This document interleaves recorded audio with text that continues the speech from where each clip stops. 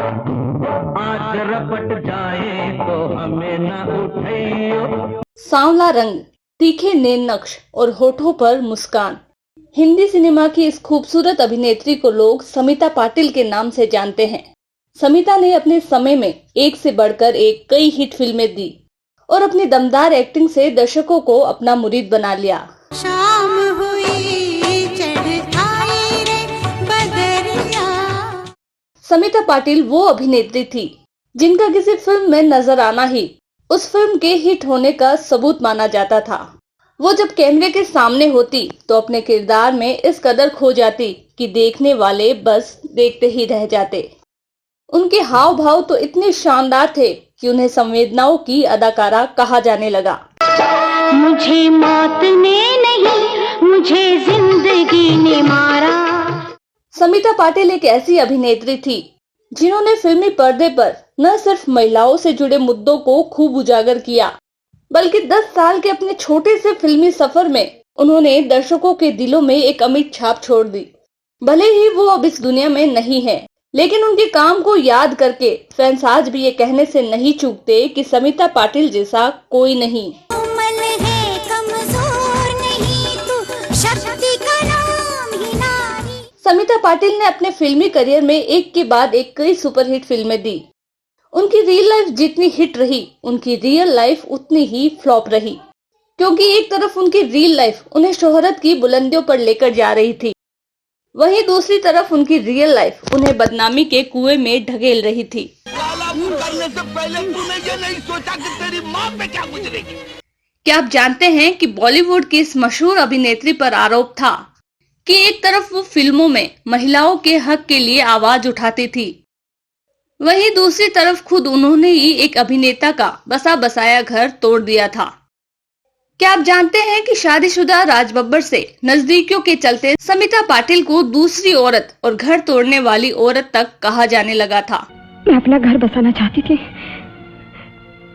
तुम्हारा घर उजाड़ना नहीं चाहती थी।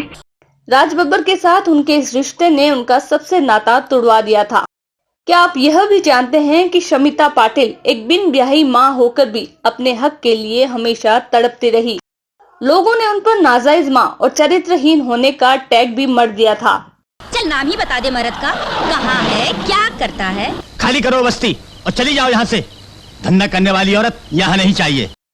क्या आप जानते हैं कि समिता जिस एक्टर से प्यार करती थी वो कभी जीते जी उसकी दुल्हन नहीं बन सकी, लेकिन 31 साल की छोटी सी उम्र में मौत के बाद उन्हें बाकायदा दुल्हन की तरह सजाया गया था। बताएंगे आपको और भी बहुत कुछ, लेकिन उससे पहले नए व्यूअर्स, अगर आपने हमारा चैनल सब्सक्राइब नहीं किया है तो बेल आइकन पर क्लिक करके घंटी के बटन को जरूर दबा दे। तो चलिए शुरू करते हैं समिता पाटिल का सफरनामा।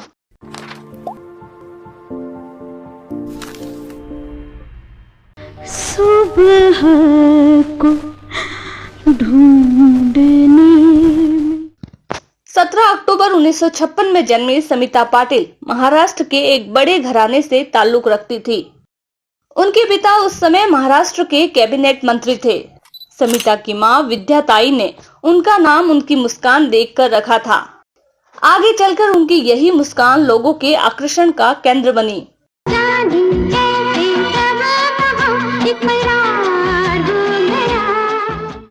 बड़े घर से होने के बावजूद समिता हमेशा साधारण लड़कियों की तरह रहती थी। उनकी जीवनी लिखने वाली मैथिली राव बताती है, वो निजी जिंदगी में बहुत साधारण थी। उनके अंदर ऐसी कोई चाहत नहीं थी कि वो कोई बहुत बड़ी स्टार बने। जिंदगी के प्रति गंभीर होने के साथ साथ वो बहुत शरारती थी।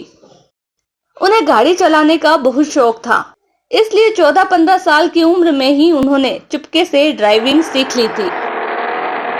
समिता ने पुणे में film and television institute of India से पढ़ाई की थी। फिल्मों में आने से पहले साल 1970 में वो बॉम्बे दूरदर्शन में मराठी न्यूज रीडर थी। इस दौरान मशहूर फिल्मकार श्याम बेनेगल की नजर खूबसूरत समिता पर पड़ी, जिसके बाद फिल्म चरणदास चोर से उनकी फिल्मों में एंट्री हुई। डायरेक्टर श्याम बेनेगल बताते हैं कि बड़े घर की होने के बावजूद समिता इतना सिंपल रहती थी कि शूटिंग के दौरान जमीन पर ही बैठ जाती थी। एक बार तो लोग भी पूछने लगे थे कि हीरोइन कहाँ है। उन्हें क्या मालूम कि जमीन पर बैठी ये लड़की ही इस फिल्म की हीरोइन है। 1976 में समिता की एक और फिल्म आई मंथन, जिसमें उनके जबरदस्त अभिनय ने उन्हें खूब लोकप्रियता दिलाई। इसके बाद समिता हिंदी और मराठी फिल्मों की लीड एक्ट्रेस बनकर उभरी। छोड़, खबरदार मारी भैंस को हाथ लगा तो। अरे चल, हमारा बाप ने है क्या? अरे चल। इस फिल्म के हिट होने के साथ ही सांवली समिता ने हीरोइन बनने के सभी मापदंडों को तोड़ दिया था। इसके बाद उन्होंने एक के बाद एक कई हिट फिल्में दी। फिल्मी पर्दे पर महिलाओं से जुड़े मुद्दों को भी खूब उजागर किया। धीरे धीरे लोग उनके दीवाने होने लगे थे।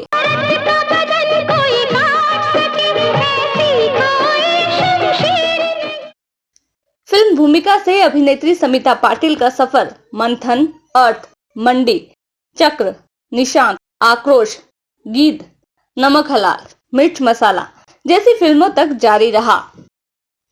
अपने 10 साल के छोटे से फिल्मी सफर में समिता ने ऐसी कई फिल्में की जो भारतीय सिनेमा के इतिहास में मील का पत्थर साबित हुई। तुम्हारे बिन जीना लगे घर में। जहां फिल्म भूमिका और चक्र के लिए उन्हें नेशनल अवार्ड मिला, तो वहीं फिल्म मिर्च मसाला से उन्हें इंटरनेशनल फेम मिली। मराठी फिल्म जेत रे जेत और बर्था में निभाई भूमिकाओं के लिए फिल्म फेयर पुरस्कार भी दिया गया। तो वहीं फिल्मों में उनके योगदान के लिए भारत सरकार ने उन्हें पद्मश्री से भी सम्मानित किया। साल 1982 में आई फिल्म भीगी पलके के सेट पर समिता की मुलाकात एक्टर राज बब्बर से हुई। समिता की सिंप्लिसिटी और हंसमुख बिहेवियर ने राज बब्बर को उनका कायल बना दिया, जिसके बाद धीरे धीरे राज और समिता अच्छे दोस्त बन गए। दोनों ने कई फिल्मों में एक साथ काम किया। इस तरह होले होले दोनों की दोस्ती कब प्यार में बदल गई पता ही नहीं चला। जन्म जन्म का साथ है तुम्हारा हमारा।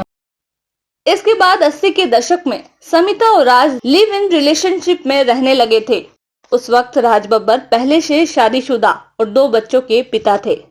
समिता पाटिल की जीवनी लिखने वाली मैथिली राव बताती है कि तब राज बब्बर समिता से कहते थे कि वो अपनी पत्नी नादिरा को तलाक देकर उनसे शादी कर लेंगे, लेकिन ऐसा कभी नहीं हुआ।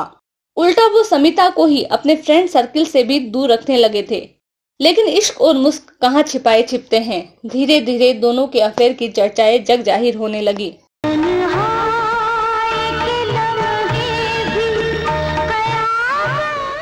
और राज बब्बर की पत्नी नादिरा और समिता की मां तक ये बात पहुंच गई। राज और समिता के लिव इन में रहने के फैसले से ये दोनों बेहद नाराज हुई। इधर नादिरा बब्बर ने अपने पति राज बब्बर को समझाया, तो उधर समिता की मां ने भी अपनी बेटी को समझाया। लेकिन न तो राज बब्बर मानने को तैयार हुए और न ही फिल्मों में महिलाओं के उत्थान की बात करने वाली समिता पाटिल। नहीं अम्मा, तू उल्टा सीधा मत सोच, वो आदमी बहुत अच्छा है। नहीं बेटे, ये दुनिया बड़ी मतलबी है। किसी को यकीन नहीं हो रहा था कि महिलाओं के अधिकार के लिए लड़ने वाली समिता कैसे किसी और का घर तोड़ सकती है। लेकिन यहाँ कुछ ऐसा ही हो रहा था। आखिर यूं ही थोड़े ही कहते हैं, प्यार अंधा होता है। उधर राज बब्बर संग अपने रिश्ते को लेकर समिता ने अपनी मां की भी नहीं सुनी, जिसके चलते कभी समिता के लिए रोल मॉडल रही उनकी मां से उनके रिश्ते खराब हो गए। समिता पाटिल और राज बब्बर दोनों ही एक दूसरे के प्यार में बुरी तरह पागल थे। शादी से पहले लिव इन में रहते हुए समिता पाटिल एक दिन बिन ब्याही मां भी बन गई। जहां एक तरफ समिता अपने बेटे को देखकर खुशी से पागल हो रही थी, वहीं राज बब्बर से नाराज थी, क्योंकि राज हमेशा समिता को ये कहते ही रह गए कि वो उनसे शादी करेंगे, लेकिन ऐसा कभी नहीं हो पाया। इसी नाराजगी के चलते राज बब्बर के साथ समिता का रिश्ता ज्यादा सहज नहीं रह गया था। राज बब्बर जब हॉस्पिटल में पहुंचे तब तक समिता ये फैसला ले चुकी थी कि बस अब और नहीं, अब वो राज बब्बर से नाता नहीं रखेगी, उनसे रिश्ता तोड़ लेगी। मां बनने के साथ ही अभिनेत्री समिता को ब्रेन इन्फेक्शन हो गया था। धीरे धीरे ये इन्फेक्शन इतना बढ़ने लगा था कि एक एक करते उनके कई अंग फेल होते चले गए।